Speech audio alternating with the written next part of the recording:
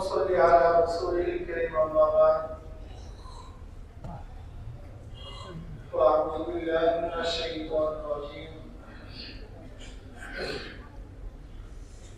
بسم الله الرحمن الرحيم كتب عليكم الصيام كما كتب على الذين من قبلكم لعلكم تتقون صدق الله العظيم সবাই দরুদ শরীফ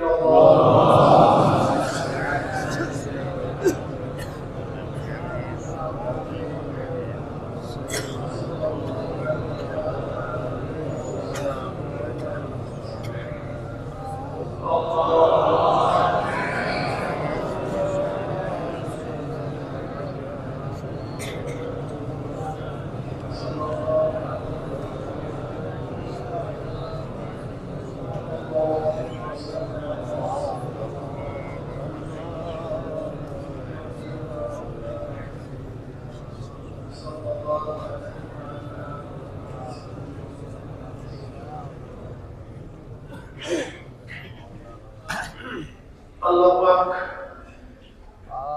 পাক রব্বুল আলামিনের দরবারে লাখ শুকরিয়া যে মাওলাই কারীম আপনাকে আমাকে এখন পর্যন্ত হায়াতে রেখেছেন। ইতিমধ্যে বহু মানুষ আমাদের সাথী, আমাদের সহযোগী, এরকম অনেক মানুষ আছে যারা আজকে দুনিয়াতে নেই। ভাই একটু কমায় দেন। কিন্তু আল্লাহ পাক রব্বুল আলামিন আপনাকে আমাকে এখন পর্যন্ত হায়াতে রেখেছেন। আবার অনেক মানুষের হায়াত আছে অসুস্থ, বেচারা রোজা রাখতে পারে না,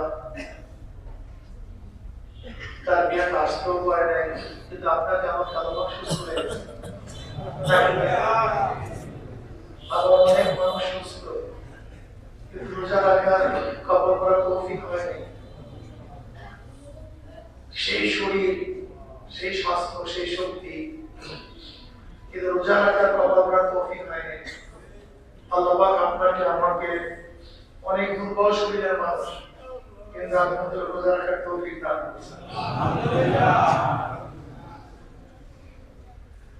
আবার অনেক মানুষ রোজা রাখছে, ভালো পরিবেশ নাই, ঠান্ডা পরিবেশ। বিদেশে যারা আছে রোজা রাখে তো বুঝেন রোজার মাস আর রমজানের বাহিরের মাসের মতন পার্থক্য নেই। বেচারা রোজা রাখছে ঠিকই, কিন্তু রোজার ফল হুকুম আদায় করার মতো পরিবেশ পায়নি। বিদেশের কথা বাদ দেন, আমাদের দেশে এমন অনেক জায়গা আছে আপনি কল্পনা করতে পারবেন না যে এখন রোজার মাস না, অবরোধ খানা চলতেছে, সব কিছু চলতেছে। এরকম এলাকা আমাদের বাংলাদেশের মধ্যে আছে কি? আমি বাংলাদেশের এগিয়া দেখেন শহরের টওয়ারের সমস্ত এলাকায় আপনি চিন্তা করতে পারবেন না জনগণের মাসে, কিন্তু আল্লাহ পাক আপনাকে ওই সুন্দর এক পরিবেশে, ইবাদতের পরিবেশে রোজা রাখার তৌফিক দান করেছেন। আল্লাহ পাক রব্বুল আলামিন রোজা রাখার সাথে আবার তালিম করে দিয়া আমলি জিন্দেগি, কিরাত শিক্ষা, উলামায়ে কেরামের সোহবত সবচেয়ে দামি। এই হাজার নিয়ামতের দ্বারা যে মাওলা আপনাকে আমাদের খুশি করেছেন, সেই মাওলার শুকরিয়া আদায়ের দরকার আছে কি?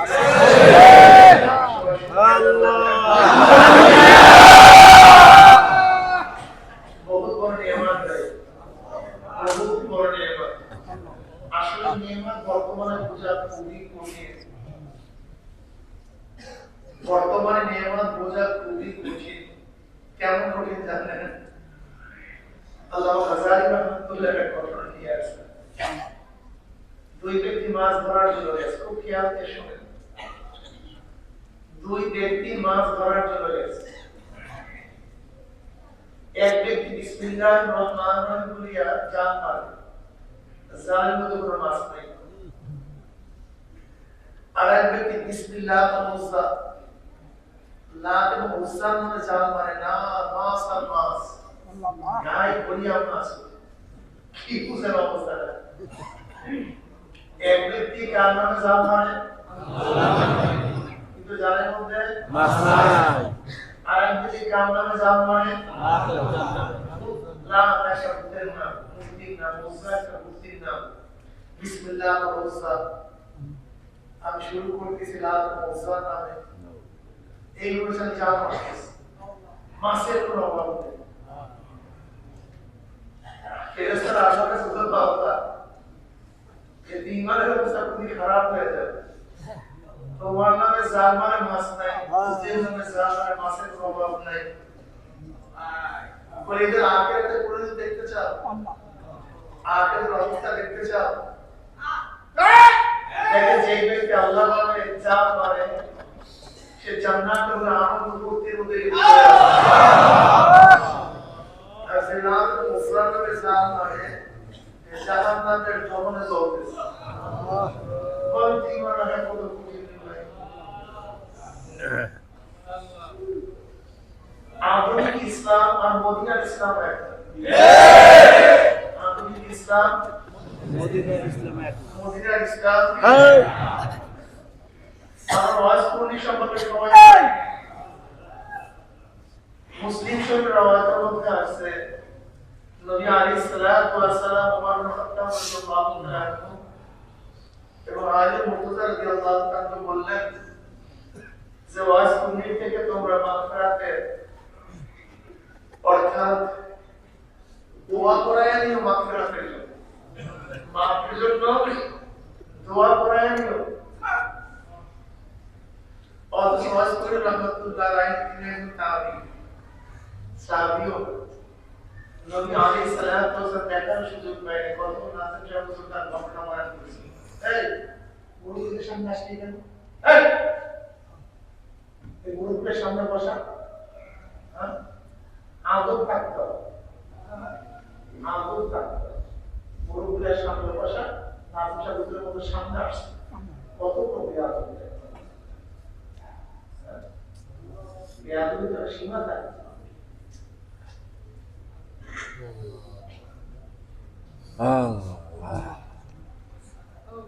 আদব সবচেয়ে দামি না? ওলামায়ে কেরাম সবচেয়ে দামি না?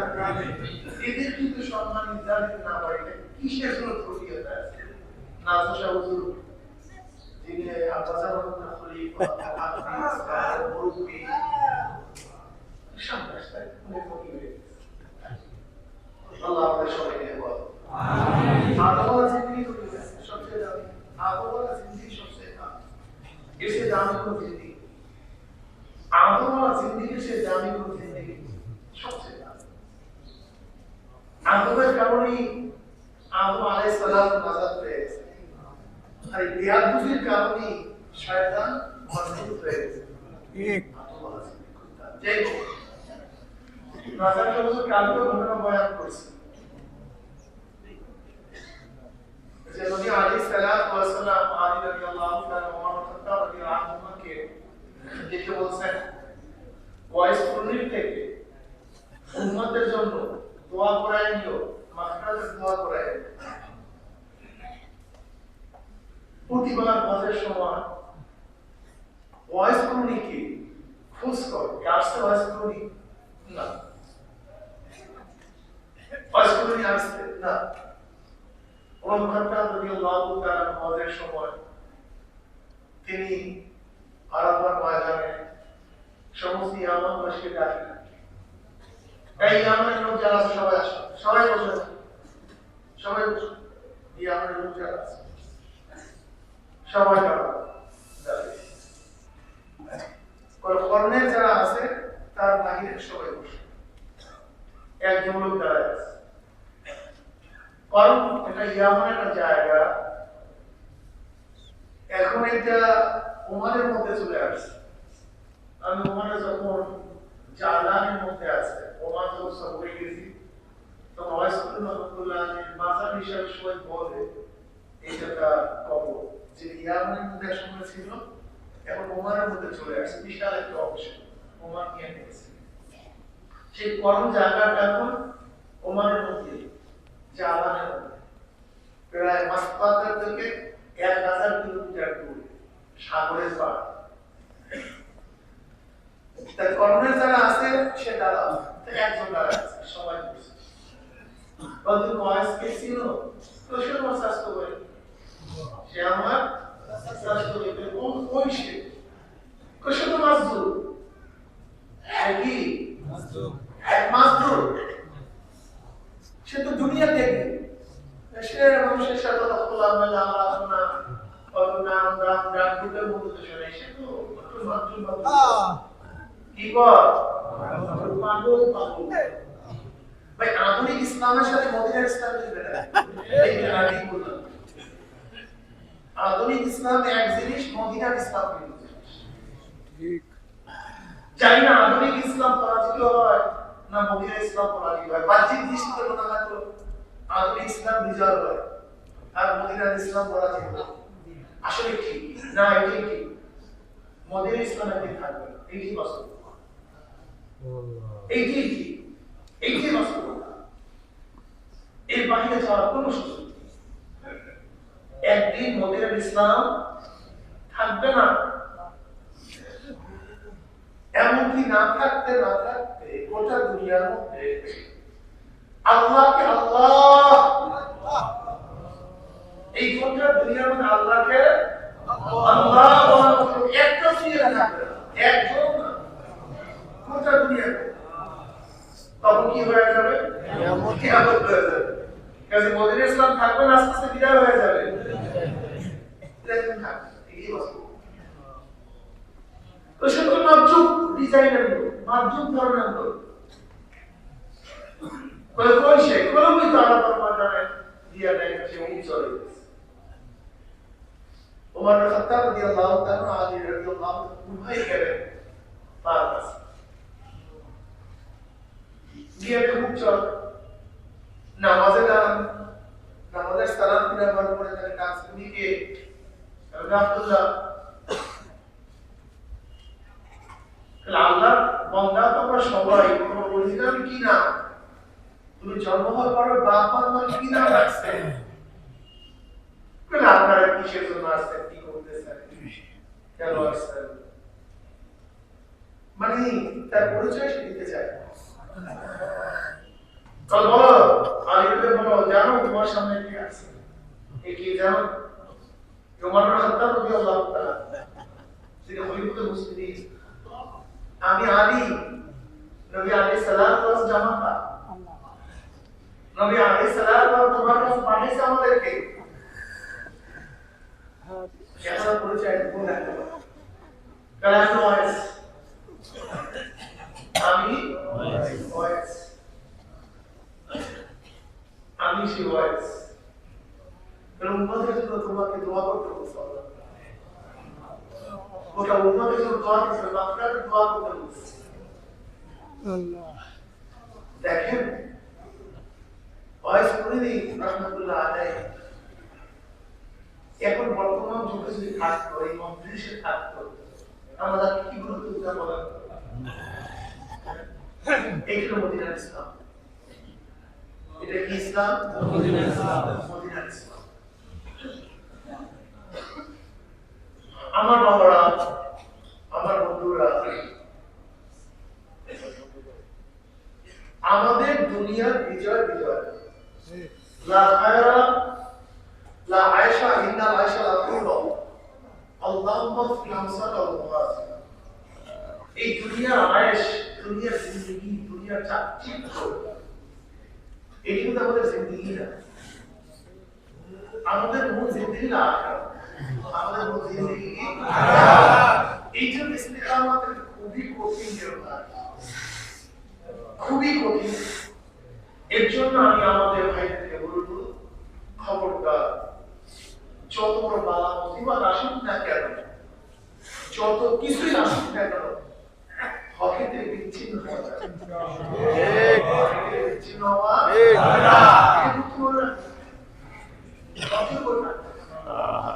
কে থাকবে আর না থাকবে জানার বিষয় না ওমর বিন খাত্তাব রাদিয়াল্লাহু তাআলা স্পষ্ট বলেছেন গোটা দুনিয়ার মধ্যে একজন মুসলমান না হলে ওমর এক মুসলমান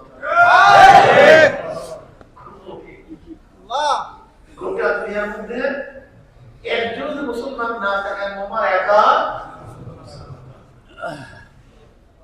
আমি একা, আমি একা, আমি একা আল্লাহ দেখা, একা আল্লাহ। ইমানকে মজবুত রাখতে হবে। আমি তো আগেই ঘটনা বলছি যে আল্লাহকে সারিয়ে দিয়া দুনিয়া কামাই করা যায়, আল্লাহকে সারিয়ে দিয়া দুনিয়া চাকচিক্য কামাই করা যায়, কিন্তু আল্লাহর পথে তাকে আল্লাহ কি বলা লাকুম শাইইন মিনাল খাউফি ওয়াল জুই ওয়া নাকসি মিনাল আমওয়ালি ওয়াল আনফুসি ওয়াস সামারাত ওয়া বাশশিরিস সাবিরিন। পরীক্ষা পরীক্ষা পরীক্ষা পরীক্ষা পরীক্ষা পরীক্ষা পরীক্ষা পরীক্ষা পরীক্ষা পরীক্ষার মধ্যে থাকতে হবে, কিন্তু আল্লাহকে ছাড়া যায় না। আইয়ুব নবী আলাইহিস সালাতু ওয়াস সালাম 18 বছর পরীক্ষার মধ্যে ছিলেন। 18 বছর সবাই চলে গেছেন। আমি তো দেখি সরকারের উপরে এখন পর্যন্ত কোনো বালা মুসিবত ছিল না, শুধু একটু নির্বাচনে তাও আমি দেখছি অনেক বেশি বলবো। বলে কিভাবে ভাই কয়জন লোক নামাজ পড়াতে বলেন, কয়জন ব্যক্তি হালাল খায়, কয়জন ব্যক্তি ফজরের সময় জামাতে নামাজ পড়ে, খুব আসে না, তারা খুব কম। সেগুলো তো আমাদের সামনে অনেক বেশি। কয়জন ব্যক্তি ইসলাম চায়, কয়জন ব্যক্তি শরিয়া চায়, কয়জন ব্যক্তি দ্বীন চায়, আল্লাহ কয়জন ব্যক্তি আল্লাহকে ভয় করে, কয়জন ব্যক্তি আল্লাহকে মানে, কয়জন ব্যক্তি পর্দা চায়, কয়জন? সেই হিসেবে দেখতেছি আমি চিন্তা করতে যে এখন ইসলাম করে এত মানুষ আছে, অনেক নোট বেচা, নোট বেচার কিছু নেই, বরং তোমার তো খুশি হওয়া উচিত ওইভাবে কিভাবে পীরে মামুনার মধ্যে 70 জন কোররা হাফেজ শহীদ হয়েছেন। কতজন? 70 জন। এত হাফেজ কোনো যুদ্ধে শহীদ হয়নি। এত তুমি আমি যদি হইতাম ইমানের অবস্থা কি আসবে? নবী আলাইহিস সালাতু ওয়াস সালামের কাছে আসছে যে আমাদের কিছু লোক দেন, আমাদের কিছু লোক দেন, আমাদের এলাকায় গিয়ে তারা কি করবে? মানুষকে দিন শিক্ষা দেবে, কেরাত শিক্ষা দেবে, দাওয়াত দিবে। নবী আলাইহিস সালাতু ওয়াস সালামের মনের মধ্যে সন্দেহ হয়েছিল। তারপর তিনি 70 জনকে পাঠাইলেন। ঘটনা আপনারা জানেন, পরবর্তী ইনশাআল্লাহ বিস্তারিত বলবো। কিন্তু সে কওম নবী আলাইহিস সালাতু ওয়াস সাহাবাদেরকে অত্যন্ত আহ্বান করেছে। 70 জন সাহাবা শহীদ হয়ে গেছেন। যদি আজকে এরকম হইতো তাহলে আমাদের নেতাদেরকে বলতেন আমরা পাচ্ছেন কেন, এই লোকগুলো শহীদ করছেন কেন, এই ভুল ডিসিশন নিয়েছেন কেন, কি অবস্থা বলতো? হ্যাঁ কি করতেন বলেন? কিন্তু পাগল করে বলাইতে হবে, আপনি পাগল করে বলাইতে দেন যে আপনি সমস্ত লোকদেরকে শহীদ করার দায়ী। আপনি কেন পাঠাইছেন? আপনি সমস্ত করার পরে কেন করলেন? তোমার আমার অবস্থাটা কি হইত আল্লাহই বলে। আজকে দেখা যায় আমাদের মধ্যে অনেকেই গুপ্তচর রাজনীতি করে। আমাদের মধ্যে গুপ্ত রাজনীতি আছে না? আমাদের মধ্যে গুপ্ত রাজনীতি যারা করে এরকম লোকগুলো কুদুস কাল করে প্রশ্ন তুলে মানুষের মন ভেঙে দেয়।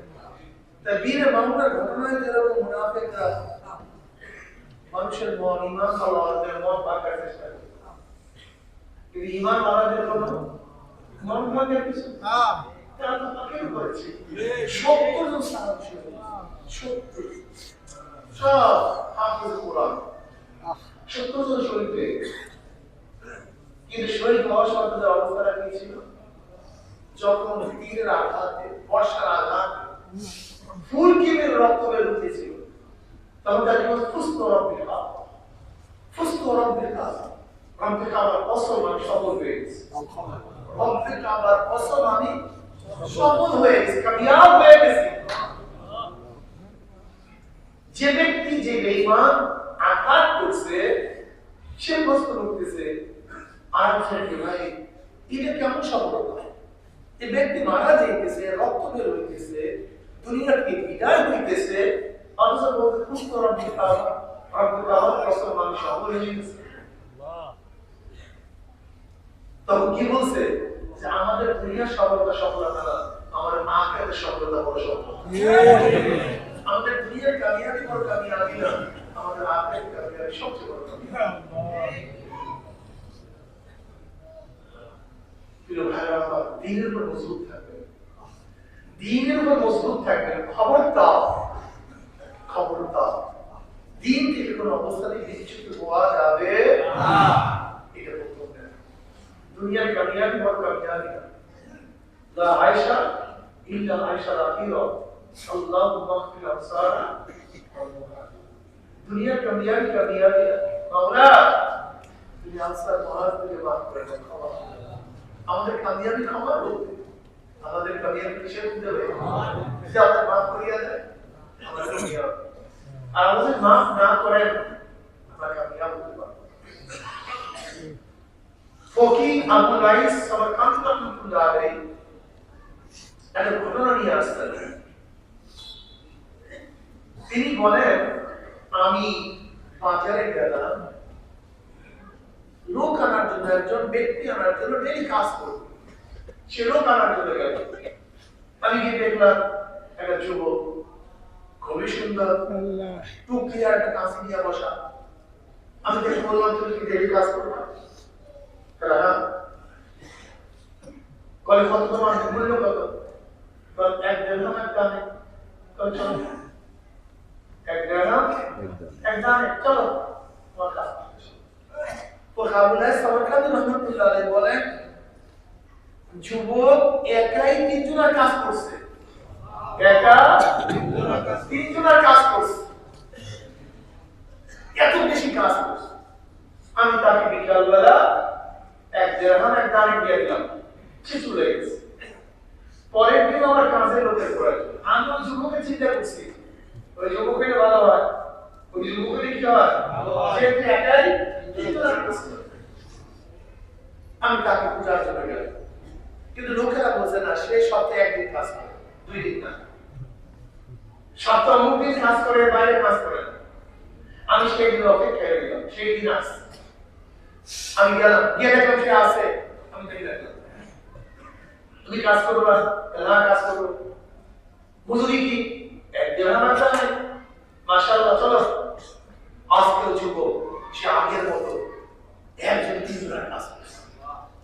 আমি খুব খুশি, কিন্তু আজকে আমি চিন্তা করলাম, যেহেতু কাজ বেশি করছে, মজুরি বাড়ায়। আমি তাকে ডবল মজুরি দিয়ে দিলাম, মজুরি ডবল দিয়ে দিলাম। কিন্তু সে মজুরি দিয়ে বলছে, আমার মজুরিটা এত না, তুমি এত মজুরি দিলা কেন? আমি দিয়েছি তোমাকে, না তুমি আমার মজুরি নষ্ট করে ফেলছো, আমার মজুরি নষ্ট করে ফেলছো, আমি তোমার মজুরি নেব না, নিয়ে চলে গেছে। আমার স্ত্রী বলতেছে, এই বেচারা এত কাজ করছে আর তুমি তার মজুরি দিলা না, এটা কেমন কথা হলো? আমি নিজেও খারাপ লাগতেছে। আমি তাকে খুঁজতেছি, সে কোথায়। খুঁজতে খুঁজতে আমি লোকদের জিজ্ঞাসা করলাম, সে কোথায়, কোথায় থাকে, কি করে, কোথায় পাবো? একজন আমাকে সন্ধান দিচ্ছে, ও জায়গায় আছে, তুমি যাও। গিয়ে দেখলাম ঝুঁকলির মধ্যে। কিসের মধ্যে? হ্যাঁ, ঝুঁকলির। ওই সেই টুকরিটার সামনে যা দিয়ে কাজ করছে, সেই জিনিসগুলি সামনে। আর সে আল্লাহ আল্লাহ আল্লাহ কাঁদতে। আমি তাকে সালাম দিলাম, সে সালামের জবাব। আমি তাকে অসুস্থ দেখে বললাম, আমি তোমাকে সেবা শুশ্রূষা করতে চাই, আমি তোমার খেদমত করতে চাই। আর তুমি জানো মুসলমানদের আবদার রক্ষা করা কতই দামি, কত ফজিলাতের কাজ। যদি একজন মুসলমান মুমিন আবদার করে, সেটা রক্ষা করা অনেক বড় ফজিলাতের কাজ, অনেক বড় নিয়ামত, অনেক বড় সওয়াবের কাজ। আমি যেহেতু আবদার করছি তোমার খেদমত করার জন্য, তুমি যদি আমার মনের বাসনা পূরণ করো, এর তোমার কোনো ফজিলাত। তো তুমি আমার খেদমত করতে চাও, আল্লাহ আসলে খেদমত করতে চাও, আল্লাহ আমি তোমার খেদমত করতে চাই। তো 3টা শর্ত আছে। তিনটা শর্ত আছে। এই তিন শর্ত যদি মানো তাহলে আমি তোমার খেদমত গ্রহণ করব, আর তিন শর্ত যদি না মানো আমি তোমার খেদমত গ্রহণ করব। নাম্বার 1, আমি খানা না চাইতে আমার কাছে কোনো খানা পাবে না, আমি খানা চাইলে আমার কাছে খানা দিবে, এটাকে খানা দিবে। নাম্বার 2, আমি মৃত্যুবরণ করলে আমার যে পোশাক আছে, এই পুরা পোশাক মধ্যে এই যা ঝরে আছে, এই পোশাকেই কাপড় দিবা, কাপড় পরাবা, নতুন কোনো পোশাক দিবা, এই পোশাকে আমাকে কাপড় দিবা। নাম্বার 3, এখনো বলবো না, সময় মতো বলবো। ওকে আবুল আইস সামাকানি রাহমাতুল্লাহ আলাইহি নিয়ে আসলাম, আমি তাকে আমার বাড়িতে খেদমতের জন্য নিয়ে আসছি, আমি খেদমত করতেছি। পরের দিন আমাকে বলতেছে তৃতীয় শর্ত বলার সময় আসছে, তৃতীয় শর্ত বলার সময় আসছে, তুমি আমার জুব্বার মধ্যে দেখো, আমার জুব্বার পকেটে হাত দাও, হাত দেখে একটু কোনটা পেঁচানো, আমি বললাম দেখি একটা সবুজিয়াত পাথর চমকে গেছে, অনেক দামি পাথর, ওই যে শামবাজার ধন, সেই ডায়মন্ড, অনেক দামি একটা পাথর। আমি আশ্চর্য হয়ে গেলাম, এটা পেল কোথায়? আমি সেটা বের করলাম।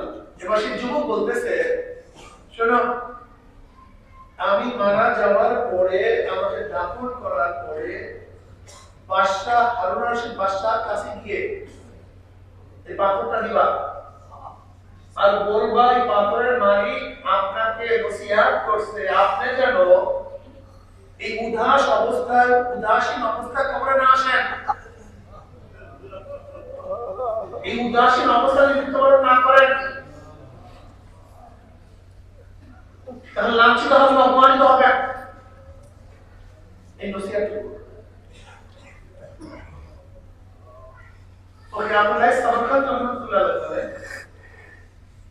এই কথা বলার পরেই সে কলে নসিহত দিয়ে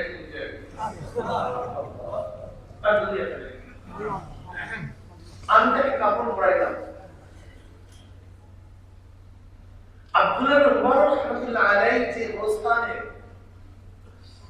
আমি আব্দুল্লাহ ইবনে মুবারক রাহমাতুল্লাহ গোরস্থানে দাফন করলাম। দাফন করার পরে মানুষেরা জিজ্ঞাসা করলাম, বাদশাহ হারুন রশিদ মানুষের সামনে কোন দিন সাক্ষাৎ করে? আমি খবর দিলাম যে অমুক দিন সাক্ষাৎ করে। আমি ভিড়ের মধ্যে গেলাম, লাইন দিলাম, আমি একটা চিরকুট হারুনের বসে বাদশার কাছে দিলাম। হারুন রশিদ বাদশাহ সে চিরকুটটা পড়ছে, পড়ার পরে বলতেছে, এটা কে দিচ্ছেন? বলে আমি। হারুন রশিদ বাদশাহ আমাকে তার খাস কামরা নিয়ে গেলেন। খাস কামরা নেওয়ার পরে আমি তাকে সেই পাথরটা দিলাম। আমাকে তো তুমি পাইছো কোথা? করে সেই চাকরটা আমাকে দিস। তুমি তাকে চাকর বলতেছ। তখন আবু রাইস সামাকানি রাহমাতুল্লাহ আলাইহি বলেন, আমি দেখলাম হারুন রশিদ বাদশার চোখের থেকে পানি বাইরে বের হচ্ছে। আমি বুঝতে পারি। এরপর আমি বললাম যে সে আপনাকে বলছে এই উদাসীন অবস্থায় যদি মৃত্যুবরণ না করে তাহলে আপনি লাঞ্ছিত হবেন, অপমানিত হবেন। ওকে আবু রাইস সামাকানি রাহমাতুল্লাহ আলাইহি বললেন, এই কথা বলার সাথে সাথে আমি দেখলাম হারুন রশিদ বাদশা খাটের উপর উপরে বসে কাঁদতে শুরু করেছে। কাঁদতে কাঁদতে খুব ভাষা বলে, আমিও তার সাথে কাঁদলাম। আমি ভাবছি নিশ্চয় অবশ্যই ছেলের মতো আছে। কাঁদতে খাওয়ার পরে আমার কিন্তু সমস্ত ঘটনা শুনলেন। হারুন রশিদ বাদশা বললেন, তুমি জানি যুবকটা কি? এই যুবকটা আমার ছেলে।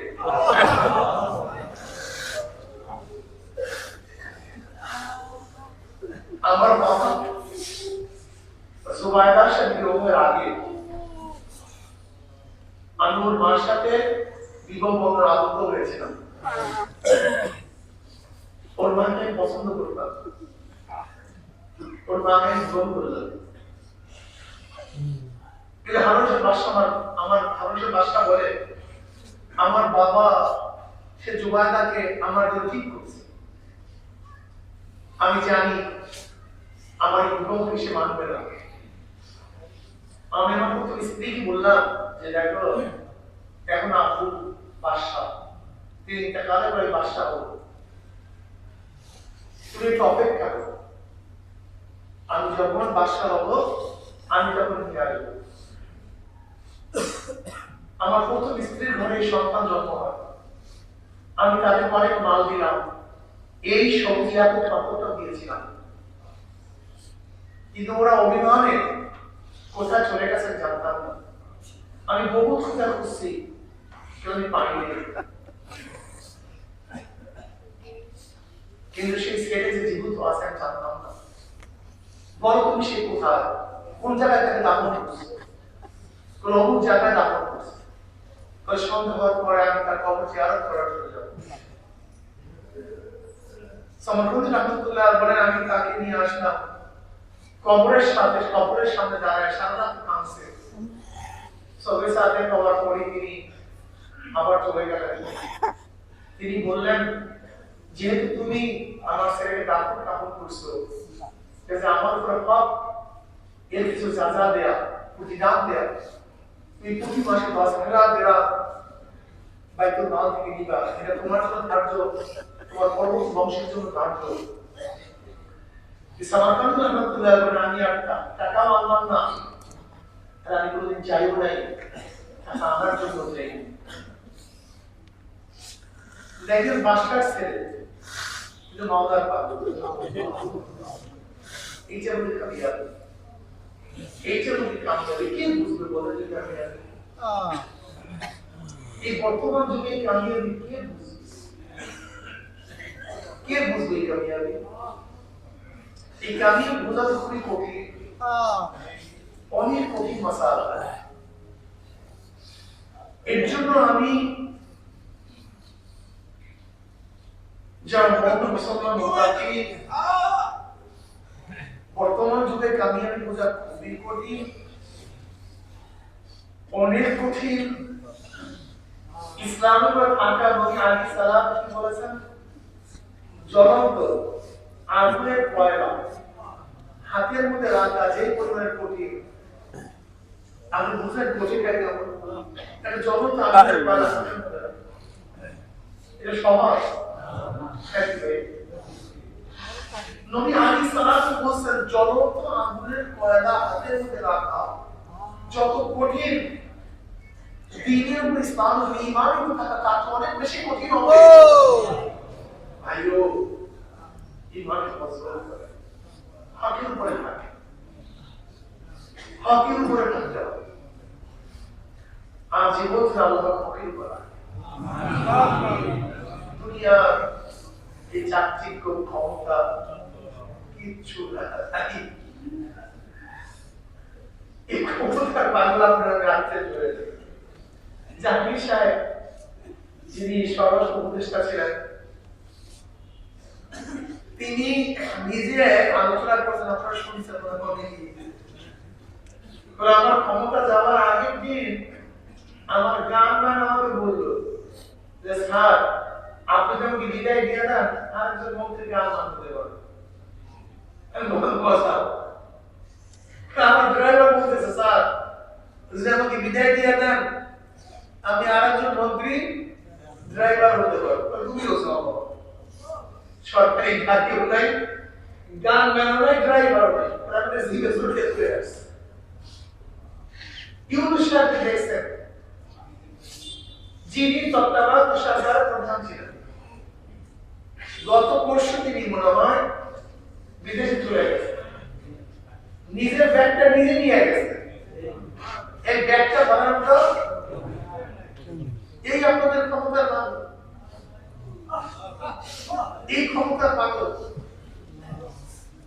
এই নামসের মধ্যে আপনারা আছেন, এই স্বপ্নের মধ্যে আপনারা আছেন, এগুলি চোখে পড়ে না, এগুলিকে আপনারা দেখেন না। আফালা তাতাফাক্কারুন, আফালা তুবসিরুন, তোমরা কি দেখো না? তোমাদের কি চিন্তা নাই? আফালা তাআকিলুন, তোমাদের কি আকল নাই? এগুলি দেখার বিষয়, এগুলি চিন্তার বিষয়, খুবই গভীর চিন্তার বিষয়। আমরা যে আল্লাহ তাআলার রেজাল্ট অর্জন করতে পারি, ভালো ভালো প্রবলেম আছে, প্রবলেম বাস করিয়া যদি মাওলায় ক্ষমা করে দেয় আমরা কি করি? মাওলায় ক্ষমা করে বলতে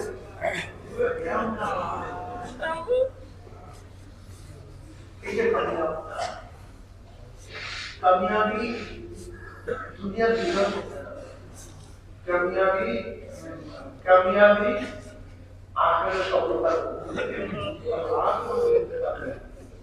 मुताकिन देशों में सब व्यवस्था मुताकिन देशों ईमान है। लेकिन एक সহজ কথা, নবী আলাইহিস সালাতু ওয়াস সালাম বদরের ময়দানে গেছেন, মুনাফিক চিহ্নিত হয়ে বের হয়ে গেছে। নবী আলাইহিস সালাতু ওয়াস ময়দানে গেছেন, মুনাফিক চিহ্নিত হয়ে বের হয়ে গেছে। নবী আলাইহিস সালাতু ওয়াস সালাম খন্দকের ময়দানে গেছেন, চিহ্নিত মুনাফিকরা বের হয়ে গেছে। নবী আলাইহিস সালাতু তাবুকের ময়দানে গেছেন, আমার ওই চিহ্নিত মুনাফিকরা বের হয়ে গেছে। কথা সত্য না মিথ্যা? এক একটা পর্যায়ে আসবে, এক একটা মুনাফিক বের হয়ে যদি সাফ হয়ে যাবে, তুমি কি হয়ে যাবে? সাফ হয়ে যাবে। আমরা আল্লাহর জন্য কাজ করি, আমরা দ্বীনের জন্য কাজ করি, অন্তরের প্রশান্তির জন্য কাজ করি, মাওলার রেজার জন্য কাজ করি, ঠিক না? সেই মাওলাকে পাওয়ার জন্য কাজ করে কামিয়াব, এর মধ্যে শান্তি, এর মধ্যেই মুক্তি। আমি বারবার একটা প্রশ্ন করি, এক ব্যক্তির টাকা আছে, পয়সা আছে, ক্ষমতা আছে, শিক্ষা আছে, দীক্ষা আছে, দুনিয়ার শান্তি সবকিছু আছে, কিন্তু সে মাওলাকে নিয়ে কবরে যেতে পারে না। সে কামিয়াব হয়েছে না ব্যর্থ হয়েছে? কে বলে? ওই বাসায় আছে, তার টাকা আছে, তো তার পয়সা আছে, ক্ষমতা আছে, কিন্তু মাওলাই নাই। সে ব্যর্থ না কামিয়াব? আরেক ব্যক্তির টাকা নাই, পয়সা নাই, জায়গা নাই, জমি নাই, কেউ তাকে চিনে না, কেউ তাকে পছন্দ করে না, কেউ তাকে দস্তারখানে বসায় না, বড়লোকরা তার জন্য দরজা খুলে না, কোন বড়লোক মেয়ে তাকে বিবাহ রাজি না, কোন ভালো পরিবেশে তাকে জানে না, তার নাম দুনিয়ার কেউ জানে না, ঘর নাই, বাড়ি নাই, টাকা নাই, পয়সা নাই, জায়গা নাই, জমি নাই, কাপড় নাই, চুপড় নাই, সম্মান নাই, ইজ্জত নাই, কিছু নাই, কিন্তু মাওলা কিনিয়া কবরে গেছে। কাকে নিয়া কবরে গেছে? কামিয়াব না ব্যর্থ? কামিয়াব না ব্যর্থ? এই ইমানের মধ্যে আল্লাহ এটা বিশ্বাস করেন, এইটা তো মুক্ত। আর কিচ্ছু সব ক্রিয়া, সব ক্রিয়া যদি মাওলাকে নিয়ে কবরে যাইতে পারেন কামিয়াব, আর মাওলাকে না নিয়ে কবরে যাবে ব্যর্থ। এইটা বসার কবরের মধ্যে, যেটা কবরের মধ্যে বসাতে পারেন, এখন আপনার যে সুখী, আপনার যে আনন্দিত, ওটা দুনিয়ার মধ্যে আর কাউকে পাবেন সবচেয়ে বড় আনন্দিত যিনি মাওলাকে নিয়ে কবরে যেতে পারেন। আমি কামিয়াব হয়েছি।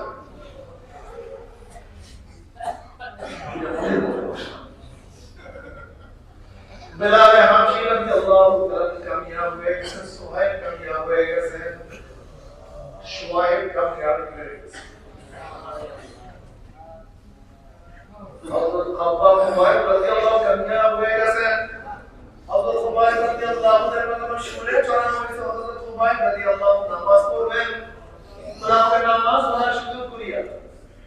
আমাকে নামাজ পড়ার সুযোগ করিয়া দাও। হুবাইব রাদিয়াল্লাহু তাআলা দীর্ঘ নামাজ পড়লেন, তার অভ্যাস দীর্ঘ নামাজ পড়া, তার অভ্যাস দীর্ঘ নামাজ পড়া, দীর্ঘ কিয়াম করা, দীর্ঘ রুকু করা, দীর্ঘ সাজদা করা, এটা তার অভ্যাস। রাষ্ট্র অভ্যাসে ব্যতিক্রম নামাজ পড়লেন, সংক্ষেপে নামাজ পড়লেন, সংক্ষেপে। বলে জানো আজকে আমি কেন সংক্ষেপে নামাজ পড়লাম? তোরা মনে করতি যে হয়তো বা সে মৃত্যুর ভয়ে সময় পালন করতে, আমি একটু সংক্ষেপে করলাম। আমি মৃত্যুর ভয়ে সময় কেমন করি এটা তোদের মনের মধ্যে ধারণা না আসে, এটা না করে সংক্ষিপ্ত করলাম, এটা আমার আদত। এরপর তিনি বারবার চেহারা কাবার দিকে ফিরে আনাবে, চেহারা কাবার দিকে ফিরে আনাবে। কিন্তু বেঈমানরা ঢিলা মারে, পাথর মারে, নিক্ষেপ করে, চেহারা কাবারকে ঘুরায় দেয়। কাবার দিকে তার চেহারাটা রাখতে পারে। ওমনে বাবা রাদিয়াল্লাহু তাআলা আনহু খুবাইব রাদিয়াল্লাহু তাআলা দুইটা শের পড়ছে। কি পড়ছে? ফালাস্তু উবালি হিনা মুক্তারু মুসলিমান আলা আইয়ি যামবিন কানা ফিল্লাহি মাসলাহি ওয়া যালিকা বিযাতি ইলাহি ওয়া ইন শাআ ইউবারিক ফি আওসারি শিরবি মুমাজ্জাই। এ বেঈমানের আল্লাহ, ইচ্ছা করিলা তোরা আমাকে চেহারা ফিরে রাখতে চাও কাবারকে, আমার চেহারা কাবার দিকে থাকতো অথবা নাই থাকতো, আমি কাবার দিকে চেহারা রাখিয়া সারা বরণ করতে পারি অথবা নাই পারি, আমার পুরো পরোয়া নাই। ফালাস্তুবালি এই মুক্তার মুসলিমান, যেহেতু আমি শহীদ হইতেছি ইসলামের উপরে, আমি মারা যাইতেছি কিসের উপরে? আমার কোনো পরোয়া নেই, আমার কোনো টেনশন নাই, আমার কোনো চিন্তা নাই। তুই কাবার দিকে মুখ ফিরে শাহাদাত বরণ করো আর বরণ দিকে ফিরে জি অবস্থায় করবো। কেন? আমার প্রত্যেকটা রক্তের বিনিময়, আমার প্রত্যেকটা রোগ, আমার প্রত্যেকটা শ্বাস নিঃশ্বাস যেহেতু মামলার জন্য, এটা আমার বাবা রব্বুল আলামিন বিনিময় আমি প্রচুর দান করব। আমার এই কামিয়াবি আর আমাদের কামিয়াবি, এই জন্য আমার বাবারা, আমার মা বোনেরা খবরদার, আল্লাহুম্মা ফিল আনসার ওয়াল মুহাজির। দুনিয়ার সুখ, দুনিয়ার শান্তি কিছু না, আখিরাতের সুখ, আখিরাতের শান্তি সবচেয়ে বড়। সব সময় মাওলার দিকে আপনি মাওলা রে,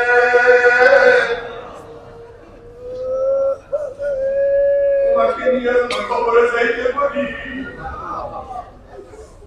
তোমাকে রাজি খুশি করিয়া দেব, শেষ নিঃশ্বাস করতে পারি। সব সময় দোয়া করো মাওলা রে, তোমার মুহাম্মদের অন্তরে পরিপূর্ণ করিয়া, তোমার মুহাম্মদের অন্তরে করিয়া আল্লাহ, তোমার মারিফতের নূরে করিয়া আল্লাহ, ইকরাম হাসানের জড়ি ইমানকে মজবুত করিয়া, ইমানকে মজবুত করিয়া দাও। রমজানের সমস্ত নিয়ামত বরকত দিয়া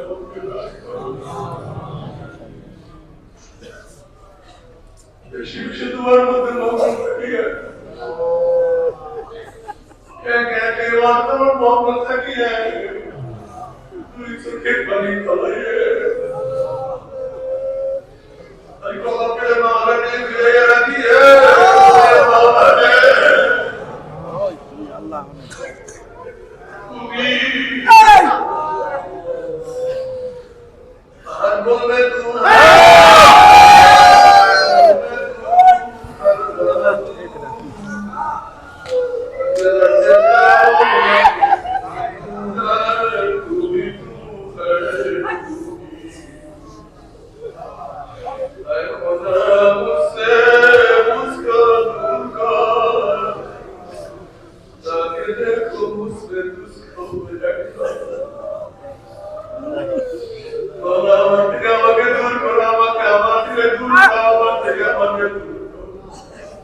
বাবা তুমি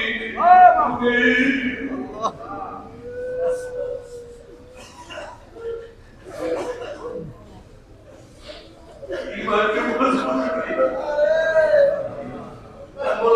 মজবুত করিয়া দাও।